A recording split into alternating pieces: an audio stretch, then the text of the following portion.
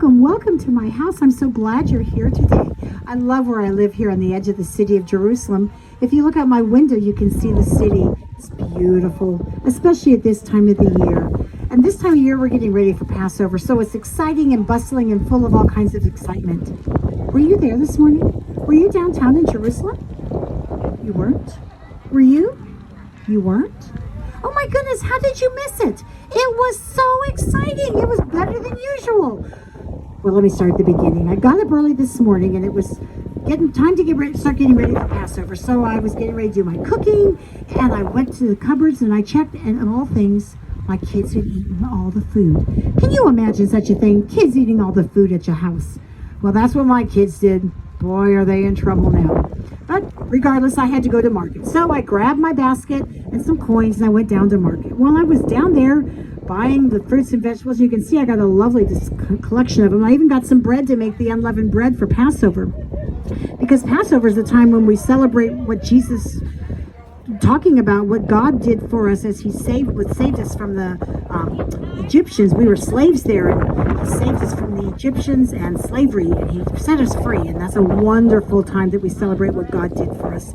So we have Passover every year, and as we got to get together, we eat and we make all kinds of delicious food. And I couldn't make it because, of course, the kids ate it all. So I went down to market, and while I was there, I ran to my friend Miriam. We've been best friends forever. And Miriam and I, we go way, way back. And she started telling me about Grandpa Reuben. He's not feeling so good, and the dog ran away, and then she stubbed her toe, and then, oh, I'm kind of getting off track, aren't I? Yeah, you don't need to hear about Reuben and Miriam. All right, back where was I? Oh, yes. I was downtown, and I was buying my food, and all of a sudden I hear kinds of noise, yelling and shouting, and people are going crazy. Well, because I have to know everything about everything, I was all about it. And I hurried down the road, and as I turned the corner, I could see up the road to the Mount of Olives, and there was a parade. I love a parade! Yes, a parade! And people were shouting and yelling. They were yelling, Hosanna! Well, I know that means God save us. And they were waving palm branches and shouting, Blessed is he who comes in the name of the Lord. Whoa, this sounds like a great kind of parade. So sure enough, I was there. And I was waving palm branches and yelling just like they were. And who should be there but in the middle of the parade was the teacher. Have you heard of him? His name is Jesus. Jesus, the teacher. I love listening to him teach. I love listening to him talk. He talks about God like he knows him. He talks about heaven like he's been there. He tells us how to love each other and how to forgive, and how God tells us we can get to heaven. I love listening to him. Anyway, he came in on a donkey. I know what a donkey means. A donkey means a leader who comes in peace. And sure enough, Jesus was coming into the city of Jerusalem on a donkey in peace. Oh, is this who we've been praying for? Is this the one we've been waiting for all our lives? Praying for a Messiah, one who will set us free and take care of us and set us free from the Romans? If I can be honest with you, we don't like the Romans. They're not very good to us. We would love to be free and be able to have our lives back where we could worship God without the fear of the Romans. So thank you for visiting me today in my room. I love that you came to see me in my beautiful home here on the edge of Jerusalem. Thank you. Shalom, my friends. Welcome. Please come on in out of this cold night air. What is it that has you out this late at night on this blessed Passover? Why, I'm just here in the upper room and I'm trying to figure out what has happened. It was earlier this morning when one of my servants was out carrying water and they ran into two of the teacher's disciples. I believe it was Peter and John. And they said, go and ask your master where the upper room is where I can have the Passover with my disciples. And I was like thrilled and elated. And so I opened my room, but we weren't ready. We weren't prepared. Our servants had other things to do tonight, but the master came and they had the Passover.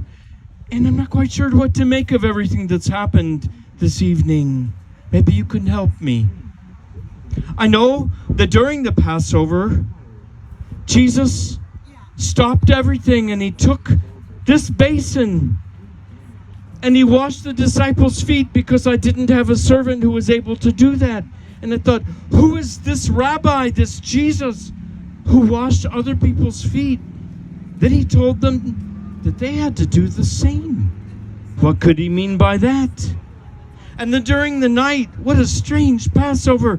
After the meal, everybody seemed really heavy and really sad, like something really difficult was about to happen.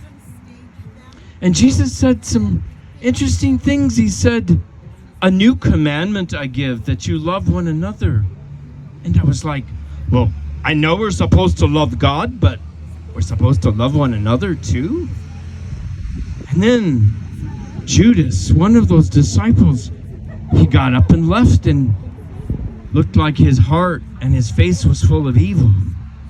And then Jesus said, taking the bread, he said, "This is my body, which is for you. Do this in remembrance of me."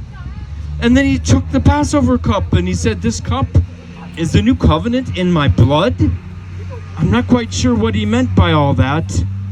But then he also talked about going away. So I'm just trying to figure out as I clean up here tonight what all of this means. It seems to me that maybe tonight will change the true meaning of Passover. Hey, what are you doing here? I guess you can stay. Just stay right there, you can watch. It's not like it's been a normal day. Everything started out quite usual today. I am a Roman killing machine. I have been trained on how to kill people. So today, I had 3 guys that I was supposed to crucify. You know, where you take the nails and you nail someone to a cross from their wrist and their ankles. And most of the time, people spit at me. They call me names. They curse. They don't cooperate. Whatever. But you know something? There was this one guy that I was crucifying today. And instead of cursing at me, instead of hating me, instead of resisting, he prayed for me.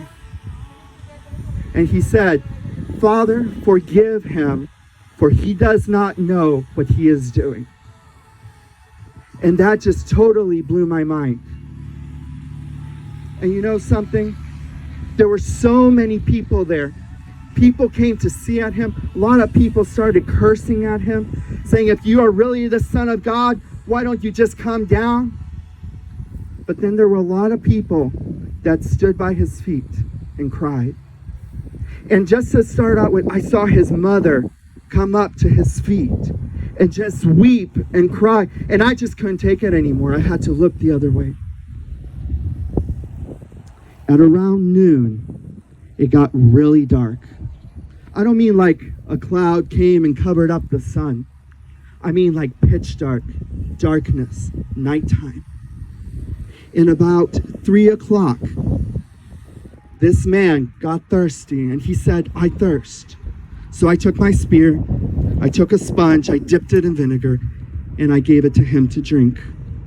And after that, he said something really weird. He said, "It is finished." And then he died. And at the moment that he died, the whole ground started to shake. It really freaked me out. I even heard that dead people came back alive. I don't know what happened today, but this man was innocent. This man was unique. This man was the Son of God. Please come join me. This has been a day like no other. It started out being one of the worst days of my life, but ended up being the best day ever. You see, when I woke up this morning, I could not stop crying. Actually, I've been crying since Friday. That was the day the world changed forever. You see, I don't know where you were, but I was right there with Jesus, his mother Mary, and some of the other women at the foot of the cross. I was still in shock. I couldn't believe that Jesus had been killed. My mind just couldn't accept it. You see, I was so sure that he was going to take over Israel and free us from the Romans. He was so good and loving, and he did such amazing things for people. He did a miracle in my life, and my life was changed forever because of Jesus. But then, the leaders and the rulers, they hated Jesus. They hated Jesus because he exposed their lies and wickedness. They even made up more lies enough lies to have him condemned to death. And finally, Friday, they accomplished their mission. Jesus was executed. Truly the worst day ever. You see, he died just a few hours before Sabbath, and there was barely enough time to take his body down and wrap it in the burial cloth and put him in the borrowed tomb.